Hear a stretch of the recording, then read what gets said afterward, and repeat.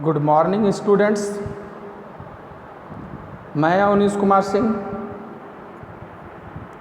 आज फिर से एक बार आप लोगों के सामने कक्षा 12 का बितान भाग 2 से अतीत में दबे पांव चैप्टर का 5वां भाग व्याख्या का वीडियो लेकर उपस्थित हूँ।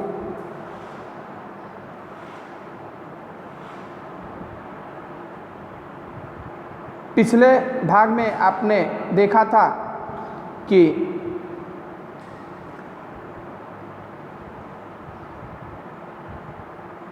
जो कुंड था, महाकुंड था, जो जल निकासी की जो व्यवस्था थी, जल की जो जिस प्रकार की व्यवस्था थी, कुओं की व्यवस्था थी, नालों की व्यवस्था थी, नालियों की व्यवस्था थी, स्नान घर की व्यवस्था थी, खेती बाड़ी की सिंचाई की व्यवस्था थी, जिसको देख करके यह कहा जाता था कि यह एक जल संस्कृति है।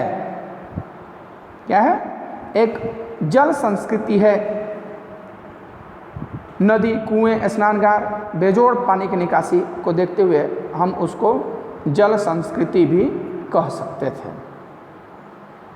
वहाँ पर जो खुदाई हुआ वो अलग अलग नाम से है। कोई डीके हल का है, कोई रखालदास बनर्जी का है, तो कोई इरफान हबीब का है। जो पुरातत्व या इतिहासकार वहाँ गए खुदाई करने के लिए, जो एरिया उन्होंने खोदा वह एरिया का नाम उनके नाम पर ही विकसित हुआ। तो पानी या के नाम पर जो पहली ज्ञात संस्कृति थी वो मोहनजोदड़ो की थी कि कुएं खोद करके भूमिगत जल को हम लोग निकाल सकते हैं। कुआं से हम भूमिगत जल ले सकते हैं। ये पहली बार मोहनजोदड़ो की खुदाई से ही ज्ञात हुआ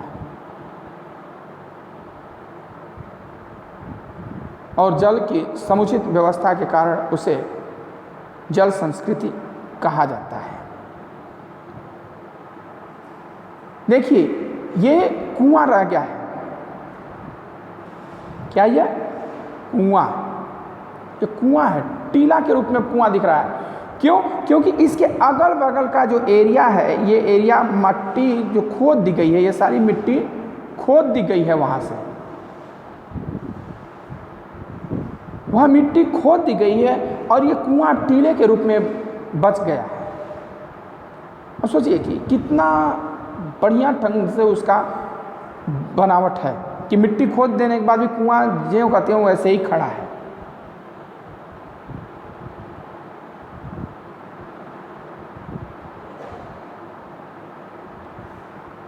बड़ी बस्ती में पुरातत्व शास्त्री काशीनाथ दीक्षित के नाम पर एक हल्का डीकेजी कहलाता है। काशीनाथ दीक्षित,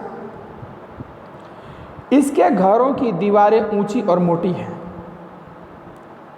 जो बड़ी बस्तियां जहाँ घनी आबादी है, जहाँ बहुत ज़्यादा लोग जिस परिवार में रहते हैं, मोटी दीवार का अर्थ यह लगाया जाता है कि उस पर दूसरी मंजिल भी रही होगी। कुछ मकानों के दीवारें पतली थी, 9 इंची या 14 इंची रही होगी। कुछ दीवारों के 18 इंची, 27 इंची, 36 इंची तक मोटी दीवार थी।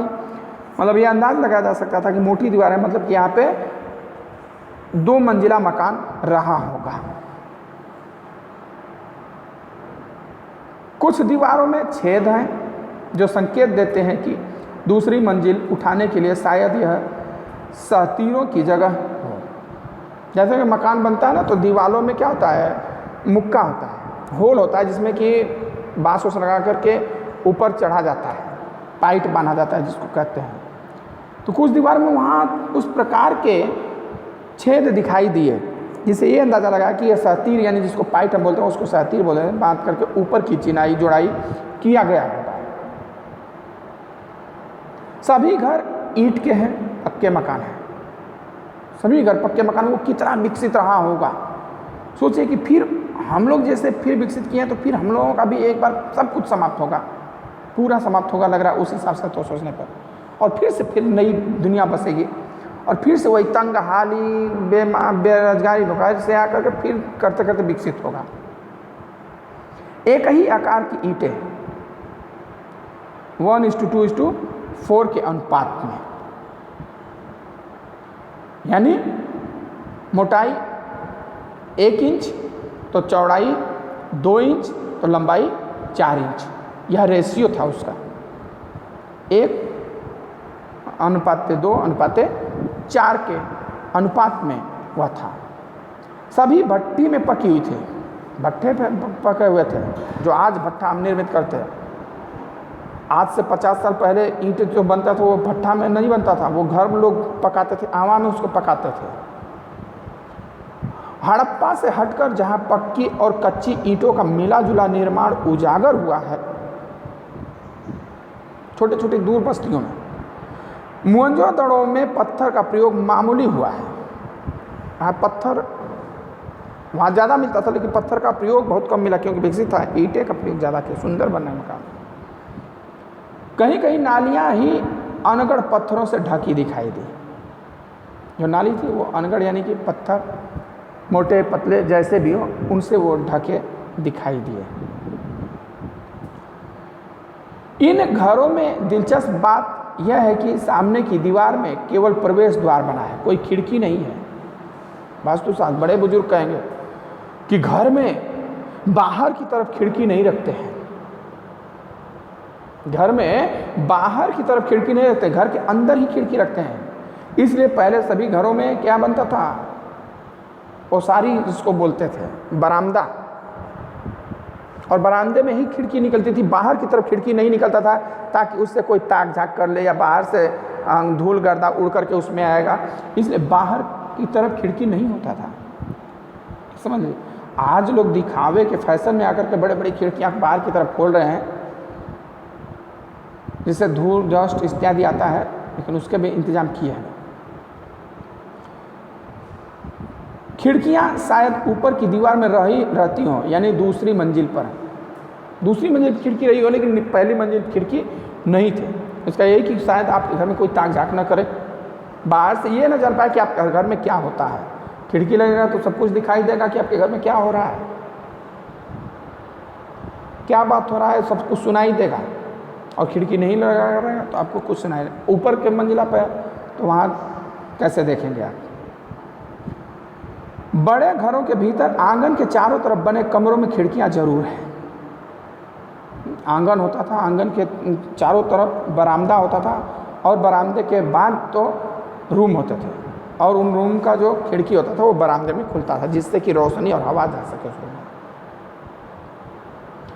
बड़े आंगन वाले घरों के बारे में समझा जाता है कि वहाँ कुछ उद्यम होता होगा। जहाँ बड़े बड़े आंगन है, ये अनुमान लगाया गया कि यहाँ कोई छोटा मोटा काम धंधा होता था, जैसे कुम्हारी का काम या कोई धातु कर्म। हालांकि सभी घर खंडहर है और दिखाई देने वाली चीज़ों से हम सिर्फ अंदाज़ा लगा सकते हैं। ऐसा अंदाज़ा लगाया जा सकता है, ये फैक्ट नहीं कहा जा सकता कि नहीं यहाँ पे कोई ऐसा काम धंधा होता था।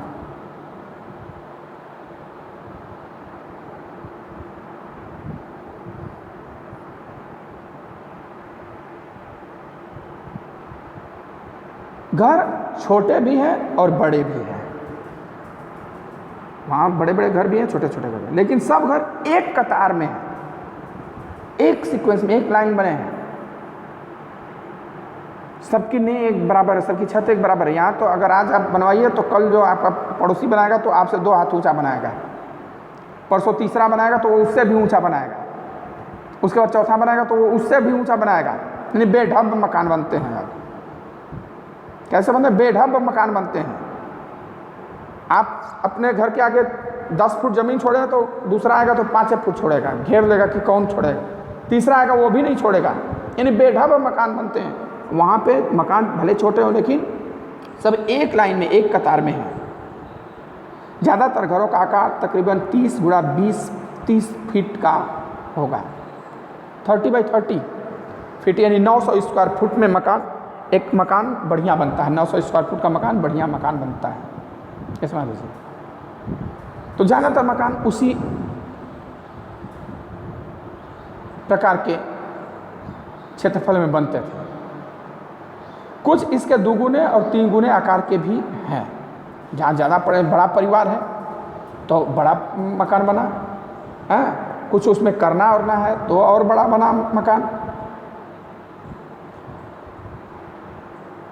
इनकी वास्तुशैली कमोबेश एक सी प्रतीत होती, चाहे मकान छोटा हो चाहे बड़ा, नक्शा सबका एक, रूम का डिजाइन एक, किचन बाथरूम सब एक समान। व्यवस्थित और नियोजित शहर में शायद उसका भी कोई कायदा नगरवासियों पर लागू हो। एक घर को मुखिया का घर कहा जाता है। इसमें 2 आंगन और करीब 20 कमरे हैं। मुखिया का घर जहाँ मुखिया रहता है उसमें 2 आंगन है और 20 कमरे हैं। डी के बी सी हल्का आगे पूरब में है, यानी डी के दीक्षित काशीनाथ ने कई जगह खुदवाया, तो उसको डी के 1 2 3 बोल दें या ABCD बोले, जो भी है, तो आगे और हल्के हैं उनके नाम से। दाढ़ी वाले याजक नरेश की मूर्ति इसी तरफ के एक घर में मिली थी। नरेश राजा, स्वामी, याजक, नरेश स्वामी या राजा, मालिक की मूर्ति मिली थी इस प्रकार के घरों में, जहाँ बड़ा मकान 20 कमरे 2 आंगन इत्यादि घर। डीके जी की मुख्य सड़क पर दक्षिण की ओर बढ़े तो 1.5 फलंग की दूरी पर HR हल्का है। डीके जी कॉलोनी से आगे बढ़े तो HR हल्का, हेरल्ड हरग्रीव्स के नाम पर। यह हल्का हेरल्ड हरग्रीव्स विदेशी पुरातत्व विभाग के नाम पर था। सड़क उसे 2 भागों में बांटती थी उस एरिया को। हेरल्ड हरग्रीव्स के नाम पर है जिन्होंने 1924-25 में राखाल दास बनर्जी के बाद खुदाई करवाई थी। यहाँ निदेशक था पुरातत्व विभाग का। देखने तो गए थे राखाल दास बनर्जी, खुदाई किए तो पता चला कि यहाँ पर काफ़ी पुरानी वस्तुएं मिल रही हैं, तो पुरातत्व विभाग उसको अपने अंडर में ले लिया। यहीं पर एक बड़े घर में कुछ कंकाल मिले थे, हड्डी। क्या मिला था? हड्डी, जिन्हें लेकर कई तरह की कहानियां बनती रही। प्रसिद्ध नर्तकी यानी डांसर शिल्प भी यही एक छोटे घर की खुदाई में निकला था। नर्तकी का चित्र, शिल्पकारी के चित्र भी वहीं मिले थे। इसके बारे में पुरातत्वविद मार्टिन व्हीलर ने कहा था कि संसार में इसके जोड़ की दूसरी चीज शायद ही होगी। जो नर्तकी का चित्र, शिल्प चित्र था, उसको मार्टिन व्हीलर ने कहा कि इस प्रकार की जो कलाकृति है वह पूरे संसार में शायद ही कहीं मिले। यह मूर्ति अब दिल्ली के राष्ट्रीय संग्रहालय में है, दिल्ली म्यूजियम में है, जो नेशनल म्यूजियम है दिल्ली। यहीं पर एक बड़ा घर है जिसे उपासना केंद्र समझा जाता है, पूजा पाठ का घर। उपासना केंद्र, पूजा पाठ, ध्यान, योग, निद्रा इत्यादि लगाने का। इसमें आमने सामने की 2 चौड़ी सीढ़ियां ऊपर की ओर जाती हुई दिखाई दे रही है। मंजिल ध्वस्त हो गया है तो अब पता नहीं कि कहाँ ऊपर कितने दूर जाती है, लेकिन जैसे लग रहा है कि ऊपर जा रही सीढ़ियाँ, लेकिन अब खंडहर हो जाने के कारण आगे पता नहीं चल पा रहा है। पश्चिम में गढ़ी के ठीक पीछे माधव स्वरूप वत्स के नाम पर BS हिस्सा है। अब माधव स्वरूप वत्स भी एक पुरातत्वविद, यहाँ वह रंगरेज का कारखाना भी लोग चाव से देखते हैं। यहाँ रंगरेज, जहाँ रंगाई का काम होता है, कपड़े वगैरह रंगने का काम होता है, रंगरेज का कारखाना भी लोग बड़े चाव से देखते हैं। जहाँ जमीन में ईंटों के गोल गड्ढे उभरे हुए हैं, अनुमान है कि उनमें रंगाई के बड़े बड़े बर्तन रखे जाते थे। बर्तन जैसे ड्रम वगैरह रखे जाते थे, जमीन में गाड़ करके उसमें रंग डाला जाता था, कपड़े उसमें रंगे जाते थे।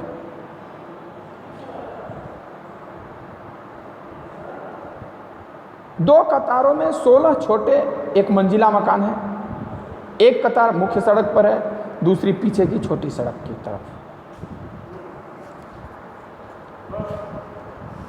सब में 2-2 कमरे हैं। स्नान घर यहाँ भी सब घरों में है, 2-2 कमरे सब में बने हुए हैं। स्नान घर, नहाने का घर, बाथरूम जिसको हम लोग आज कहते हैं, सब घरों में है। देखिए वहाँ कितनी सुंदर व्यवस्था थी। आज जिस प्रकार से हम latrine, bathroom, kitchen, attach bedroom इत्यादि ढूंढते हैं, उस प्रकार का शिल्प कला उस समय वहाँ मौजूद था। बाहर बस्ती में कुएं सामूहिक प्रयोग के लिए है। ये कर्मचारियों या कामगारों के घर रहे, सामूहिक प्रयोग के लिए बाहर कुआं भी है।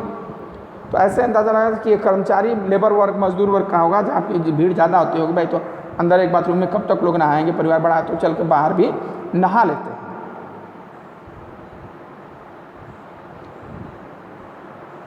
मोहनजोदड़ो में कुओं को छोड़कर लगता है जैसे सब कुछ चौकोर या आयताकार है। सिर्फ कुआं ही गोल है, वहाँ पे कुआं ही गोल है, और नहीं तो बाकी सब कुछ चौकोर या आयताकार है।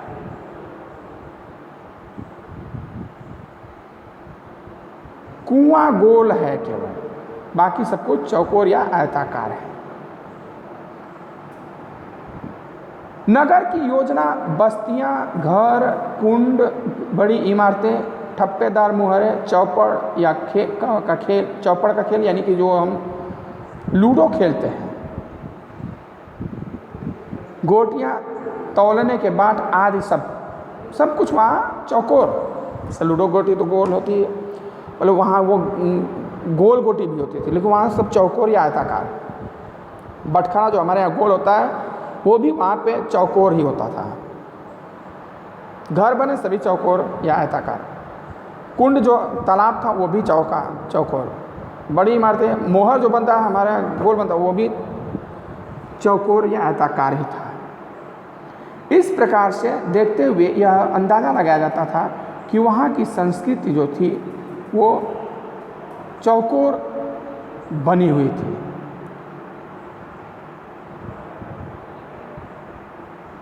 ठीक है, तो आज के लिए इस वीडियो में इतना ही। अब अगला व्याख्या मैं अगले वीडियो में लेकर के आऊँगा। इस वीडियो में अगर कोई भी समस्या हो आपको तो आप हमें फ़ोन करके बता सकते हैं, पूछ सकते हैं। वीडियो अच्छा लगे तो उसको लाइक, शेयर और कमेंट जरूर करें। धन्यवाद।